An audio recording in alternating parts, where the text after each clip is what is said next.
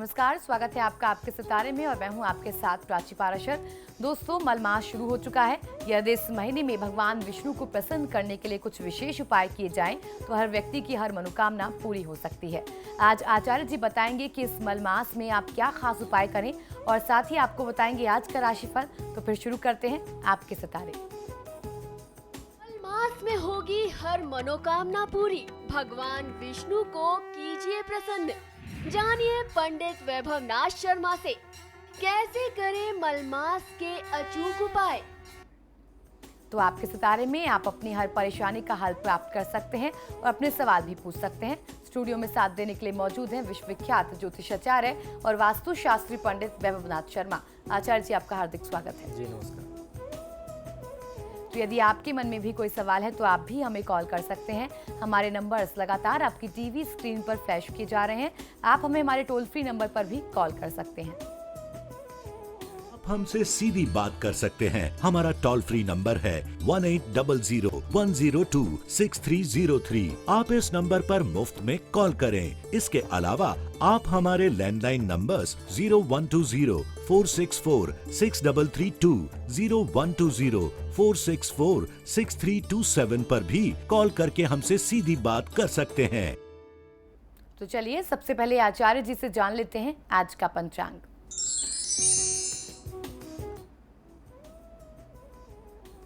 जी बिल्कुल, आज का पंचांग इस प्रकार है। विक्रम संवत 2072 मास चल रहा है आषाढ़ का और आषाढ़ मास के शुक्ल पक्ष की आज सप्तमी तिथि है। मंगलवार का दिन है। नक्षत्र है पूर्वा फाल्गुनी, योग है सिद्धि और करण है गर्भ। और चलिए अब जान लेते हैं 12 राशियों का हाल। आज का दिन उनका कैसा रहने वाला है और सबसे पहले बात कर लेते हैं मेष राशि की। मेष राशि वाले जातक लोगों के लिए आज की दिनचर्या में आपकी भौतिक सुख सुविधाएं बढ़ने के संयोग आपके लिए बन रहे हैं। आपके कार्य व्यापार में, कारोबार में वृद्धि विस्तार होगा और कोई नया कार्य प्रारंभ करने की जो आप काफी समय से योजना बना रहे थे, अब कहीं ना कहीं से उस योजना को कोई गति मिल जाए, ऐसे लक्षण बनते हैं। आज के दिन को शुभ बनाने के लिए ओम स्थूल तुंडाय नमः मंत्र का 108 बार जाप कर लेना आपके लिए सर्वोत्तम होगा। काले रंग के वस्त्रों के प्रयोग से आपको बचना चाहिए। और चलिए अब जान लेते हैं वृषभ राशि वाले आज के दिन को अच्छा बनाने के लिए क्या उपाय करें। वृषभ राशि वाले जातक लोगों के लिए आज की दिनचर्या में वाहन आदि का सुख आप प्राप्त कर सकते हैं और आपके कुछ नए संपर्क बनेंगे। सामाजिक संपर्क का आपको बहुत अच्छा आने वाले समय में लाभ मिल सकता है। अपना घर बनाने का जो सपना आप काफी समय से देख रहे थे, अब ऐसी स्थिति बनेगी कि आपका यह सपना साकार हो सकता है। आज की दिनचर्या में कोई सफल यात्रा करने की सही स्थिति भी आपके लिए बनेगी। इस यात्रा में आपको हर प्रकार से लाभ मिले, आपके लिए परिस्थितियां ऐसी बनती हैं। आज के दिन को शुभ बनाने के लिए ओम स्थूल कंठाय नमः मंत्र का 108 बार जाप कर लेना आपके लिए सर्वोत्तम होगा। संपत्ति या उसके अलावा अन्यत्र कहीं निवेश की योजना हो तो उससे अभी बचना चाहिए। और चलिए अब जान लेते हैं मिथुन राशि वालों का आज का दिन कैसा रहने वाला है। मिथुन राशि वाले जातक लोगों के लिए आज की दिनचर्या में खासतौर पर विद्यार्थी वर्ग के लिए समय अनुकूल कहा जा सकता है। देश विदेश का भ्रमण करने की स्थिति बनेगी। चोट चपेट, एक्सीडेंट, दुर्घटना आदि का भय आपके लिए रहेगा।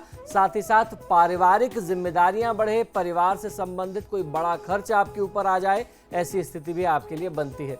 आज के दिन को शुभ बनाने के लिए ओम स्तुति हर्षिताय नमः मंत्र का 108 बार जाप कर लेना आपके लिए सर्वोत्तम होगा। व्यापार में साझेदारी करने से बचना चाहिए। और चलिए अब जान लेते हैं कर्क राशि वाले आज क्या उपाय करें। कर्क राशि वाले जातक लोगों के लिए आज आपको यश और कीर्ति दोनों की प्राप्ति हो, ऐसे लक्षण बनते हैं। आज किस्मत का साथ आपके साथ बना हुआ है। आज की दिनचर्या में आपको अपनी भावनाओं पर नियंत्रण रखना बहुत ज्यादा आवश्यक होगा। आज के दिन को शुभ बनाने के लिए ओम स्कंदाग्रजाय नमः मंत्र का 108 बार जाप कर लेना आपके लिए सर्वोत्तम होगा। आज की तिथि में आपको यात्रा करने से बचना चाहिए। और चलिए अब जान लेते हैं सिंह राशि वालों का आज का राशिफल। सिंह राशि वाले जातक लोगों के लिए आज की दिनचर्या में आपका दिन सामान्य रहने वाला है। यात्राएं कुछ अधिक रहने वाली हैं। परिवर्तन, बदलाव या तबादले की स्थिति का सामना आज करना पड़ सकता है। स्थानांतरण की स्थिति का सामना करना पड़ सकता है। साथ ही साथ पारिवारिक व्यय बढ़े, ऐसे भी लक्षण आपके लिए बनते हैं। आज के दिन को शुभ बनाने के लिए ओम सौम्याय नमः मंत्र का 108 बार जाप कर लेना आपके लिए सर्वोत्तम होगा। शेयर बाजार में निवेश की योजना हो तो अभी थोड़ा सा इंतजार करना चाहिए। और चलिए अब जान लेते हैं कन्या राशि वाले आज क्या उपाय करें। कन्या राशि वाले जातक लोगों के लिए खासतौर पर आज चीजें आपके हिसाब से ही चलने वाली हैं। जैसा आप चाहते थे परिस्थितियां वैसी आपके पक्ष में होती जाएंगी।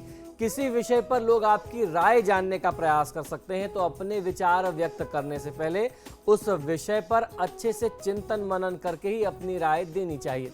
आज के दिन को शुभ बनाने के लिए ओम सोम सूर्याग्नि लोचनाय नमः मंत्र का 108 बार जाप कर लेना आपके लिए सर्वोत्तम होगा। निवेश के लिहाज से आज का दिन और परिस्थिति आपके पक्ष में नहीं बनता है, तो आपको थोड़ा सा इंतजार करना चाहिए। और अब जान लेते हैं तुला राशि वालों का आज का दिन कैसा रहने वाला है। तुला राशि वाले जातक लोगों के लिए आज की दिनचर्या में भाग्य का साथ आपके साथ बना हुआ है। आपकी कोई बहुत समय से अधूरी जो मनोकामना थी वो भी आज पूर्ण हो सकती है, और साथ ही साथ धन लाभ, आर्थिक लाभ बहुत अच्छी मात्रा में मिले, ऐसे संयोग भी आपके लिए बनते हैं। आज के दिन को शुभ बनाने के लिए ओम सिद्धिदायकाय नमः मंत्र का 108 बार जाप कर लेना आपके लिए सर्वोत्तम होगा। धन का व्यय करने से बचना चाहिए। चलिए तो अब जान लेते हैं वृश्चिक राशि वालों का आज का दिन कैसा रहने वाला है। वृश्चिक राशि वाले जातक लोगों के लिए आज की दिनचर्या में आपकी प्रगति के, आपके तरक्की के मार्ग प्रशस्त होंगे। कुछ पुराने संबंधों के कारण जो है आज थोड़ा सा तनाव बन सकता है आपके लिए, या यूं कहा जाए कि आपके कुछ पुराने संबंधी तनाव का बहुत बड़ा कारण आज बन सकते हैं। उनके कारण कुछ वाद विवाद की स्थिति सामने आ सकती है, तो थोड़ा सा सचेत रहना चाहिए। आज के दिन को शुभ बनाने के लिए ओम सिद्धार्जित पादाम्बुजाय नमः मंत्र का 108 बार जाप कर लेना आपके लिए सर्वोत्तम होगा। अपनी वाणी पर नियंत्रण किसी भी परिस्थिति में आपको नहीं खोना चाहिए। और अब जान लेते हैं धनु राशि वाले आज क्या उपाय करें। धनु राशि वाले जातक लोगों को आज की दिनचर्या में थोड़ा सा सचेत रहना चाहिए। आपका स्वास्थ्य प्रभावित हो सकता है, आप अस्वस्थ हो सकते हैं, ऐसे लक्षण आपके लिए बन रहे हैं, और परिस्थितियां ऐसी बनेंगी जिसके कारण आपको चिंता और मानसिक कष्ट, मानसिक तनाव अचानक से बढ़ जाएगा, और कोई अचानक पारिवारिक जिम्मेदारी या कोई व्यापारिक परेशानी सामने आकर के खड़ी हो जाए, परेशान करने वाली स्थिति बन जाए, ऐसे संयोग आपके लिए बनते हैं। तो आज की दिनचर्या में आपको बहुत सचेत, बहुत अलर्ट रहने की आवश्यकता है। आज के दिन को शुभ बनाने के लिए दिनचर्या में आ रही सभी प्रकार की बाधाओं को दूर करने के लिए चंडी कवच या देवी कवच का आपको पाठ करना चाहिए, और किसी भी परिस्थिति में धैर्य का साथ आप ना खोइए। और चलिए अब जान लेते हैं मकर राशि वाले जातकों के सितारे आज क्या कह रहे हैं। मकर राशि वाले जातक लोगों के लिए आज की दिनचर्या में आपकी आर्थिक स्थिति उत्तम रहने वाली है। लाभ वृद्धि में मित्रों और यात्राओं की भूमिका बहुत अहम रहने वाली, यानी आज आप जो आर्थिक लाभ प्राप्त करने जा रहे हैं उसमें यात्राओं की भूमिका होगी। कोई अच्छी यात्रा हो जिसमें आपको बड़ी इनकम हो जाए, और आपके दोस्तों मित्रों का सहयोग, आपके मित्रों की भूमिका जो है उस आपके लाभ में कहीं बहुत महत्वपूर्ण होने वाली है। आज के दिन को शुभ बनाने के लिए ओम स्थूल कंठाय नमः मंत्र का 108 बार जाप कर लेना आपके लिए सर्वोत्तम होगा। संपत्ति या उसके अलावा अन्यत्र कहीं निवेश की योजना हो तो उससे बचना चाहिए। और चलिए अब जान लेते हैं कुंभ राशि वालों का आज का दिन कैसा रहने वाला है। कुंभ राशि वाले जातक लोगों के लिए आज आपके और आपके पार्टनर के बीच में कुछ गलतफहमियां हो सकती हैं, ऐसे लक्षण बनते हैं। आज आप अपने आसपास की चीजों को अपने हिसाब से बदलने का प्रयास कर सकते हैं।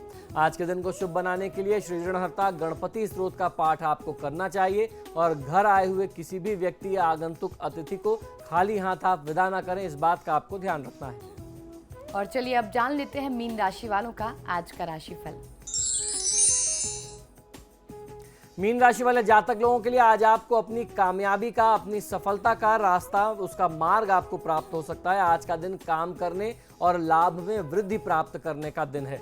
आज के दिन को शुभ बनाने के लिए ओम स्थूल तुंडाय नमः मंत्र का 108 बार जाप कर लेना आपके लिए सर्वोत्तम होगा। काले रंग के वस्त्रों के प्रयोग से आपको बचना चाहिए। और फिलहाल यहाँ वक्त एक छोटे से ब्रेक का हो गया है। ब्रेक के बाद जानेंगे आज का महाउपाय, तो बने रहिए हमारे साथ।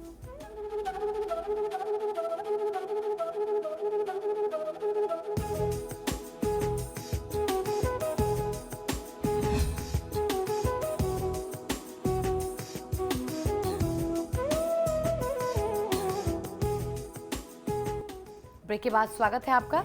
और चलिए अब जान लेते हैं कि आज का महाउपाय क्या है।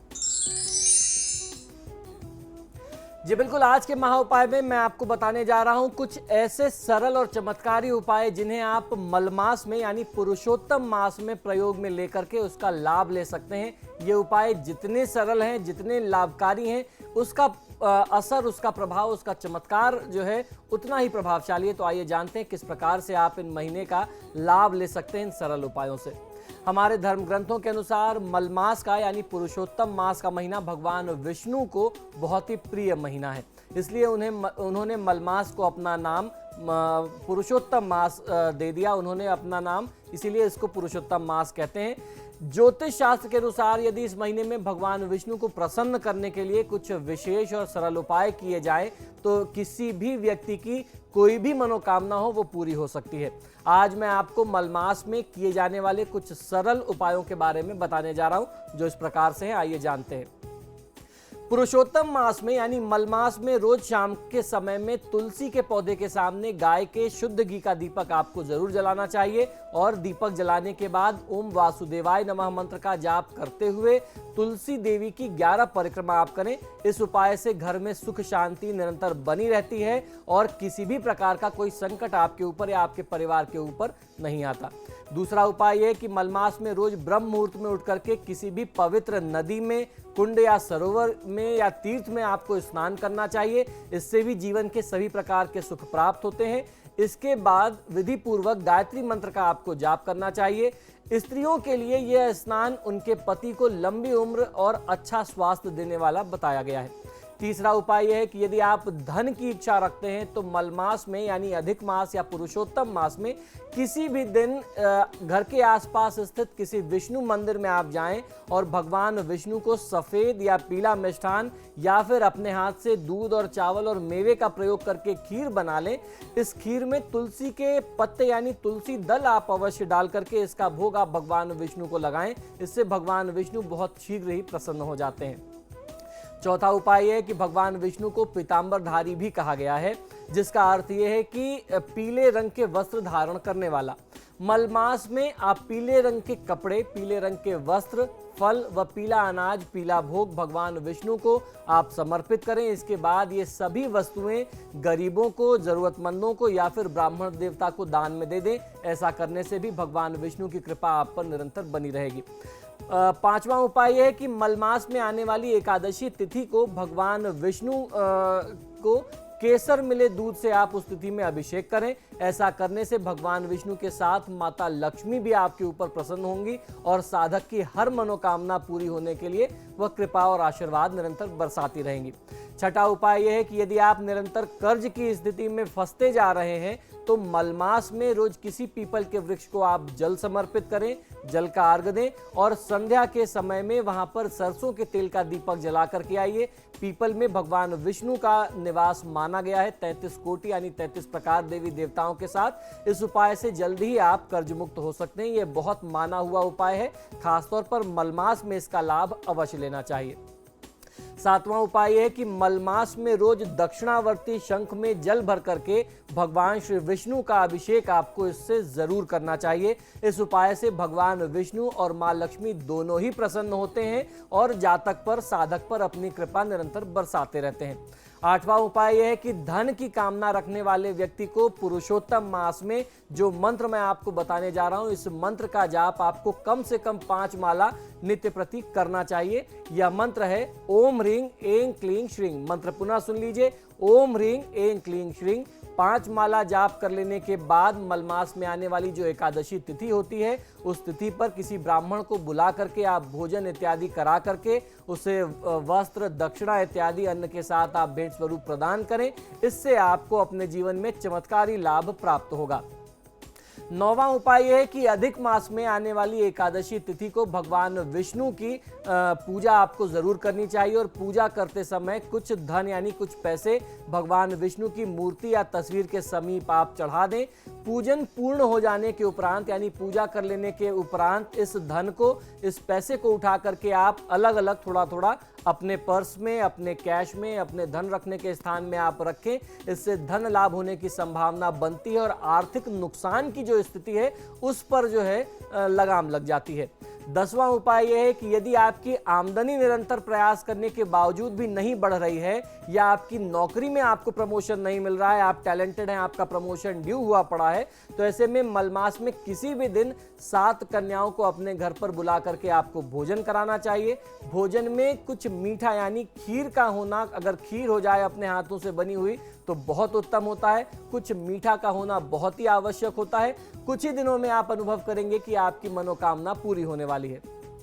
इसके बाद 11वां उपाय यह है कि मलमास में किसी भी दिन एक नारियल और थोड़े से मेवे वाले बादाम को लेकर के भगवान विष्णु के मंदिर में आप चले जाएं। भगवान श्री हरि के चरणों में इसे आप समर्पित करें। इस उपाय को करने से आपके जीवन में जो भी बाधाएं आ रही हैं वो बाधाएं दूर होंगी। जीवन के हर प्रकार के सुख आप प्राप्त कर सकते हैं और आपके जो रुके हुए कार्य थे, जो अटके हुए बाधित कार्य थे, उनमें गति आ जाएगी, वह कार्य सिद्ध होने लगेंगे।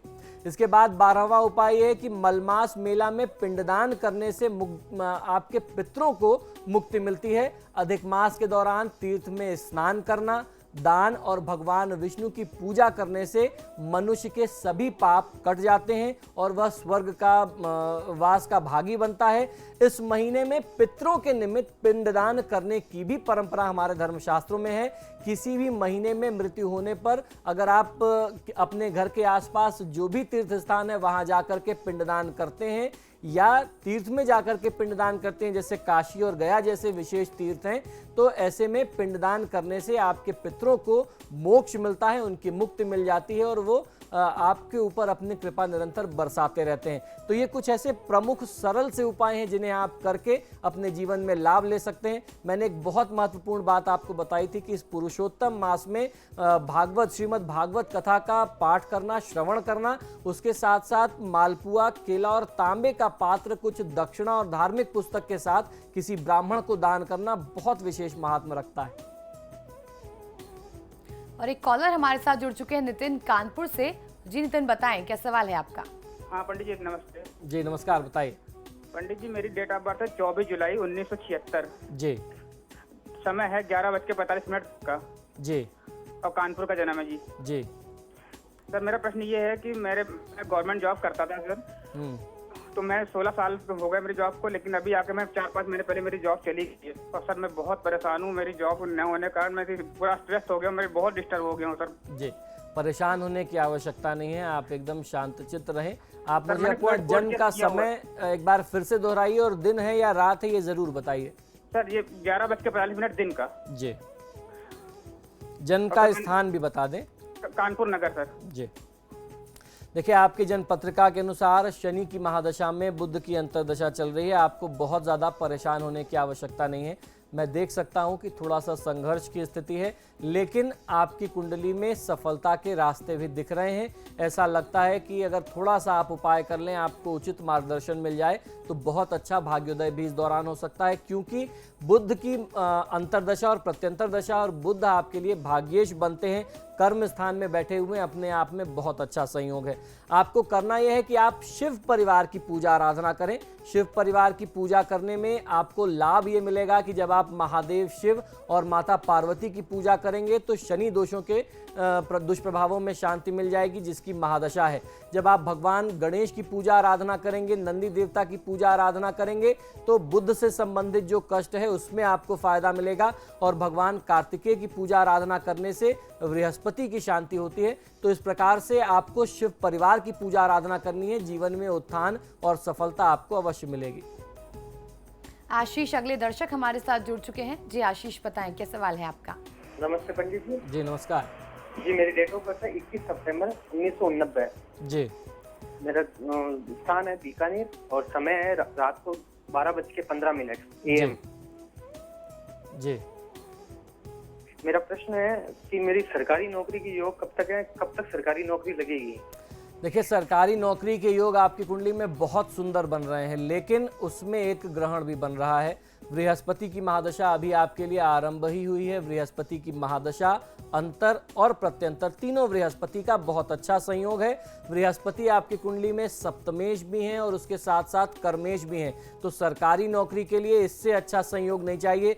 सूर्य मंगल भी अपनी अपनी स्थिति में बहुत अच्छा संयोग बना करके बैठ रहे हैं, लेकिन कष्ट की स्थिति है कि बृहस्पति उच्च का होते हुए भी केतु के साथ ग्रहण योग बना करके बैठ गया है, जिसे हम लोग बार बार इस योग के बारे में अपने शो के माध्यम से चर्चा करते हैं।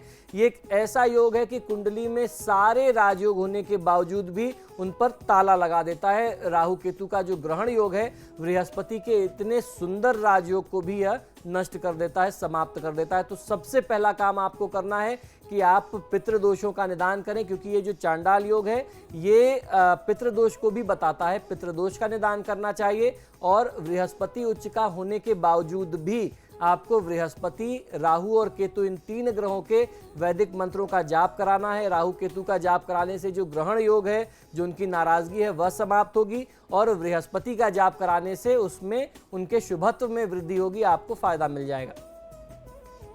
तो इसी के साथ आपके सितारे में आज इतना ही। बहुत बहुत शुक्रिया आचार्य जी। जय जय हरि। फिलहाल आपके सितारे में इतना ही। देखते रहिए समाचार प्लस।